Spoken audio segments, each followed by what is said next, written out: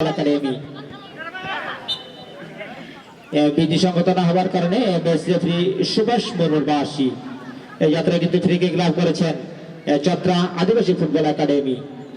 সেখানে কিকটি নেওয়ার জন্য সম্ভবত রিপন ঘোড়াঘাটের যুবরাজ রিপন আলতো করে পালিয়েছেন সতীর্থের উদ্দেশ্যে রাঙ্গাকে উদ্দেশ্য করে রাঙ্গা এখনো রাঙ্গা নিয়ন্ত্রণে রাঙ্গা থেকে লিমন পশ্চিম প্রান্ত দিয়ে আক্রমণ ঢোকবার চেষ্টা আক্রমণ প্রতিহত হয়ে গেল আক্রমণ যাওয়ার চেষ্টা এই চত্রা আদিবাসী ফুটবল একাডেমি দুর্দান্ত গতিসম্পন্ন খেলোয়াড়। যাই হোক নামটি জানিয়ে দিতে পারছি না কারণ অনেকটা ঘেমে যাওয়ায় দূর থেকে নাম্বার চেনা বড় ভাই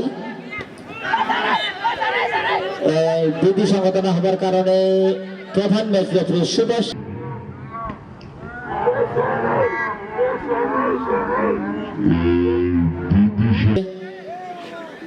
এটাই হলো দেখবার বিষয়। রিপন সুন্দর করে কিক নিয়েছেন একেবারে গোল পোস্টের কিছুটা উপর দিয়ে বল মাঠের বাহিরে। এই যাত্রায় কিন্তু গোল কিক লাভ করেছেন ভাই শামসুল সরকার আপনাকে।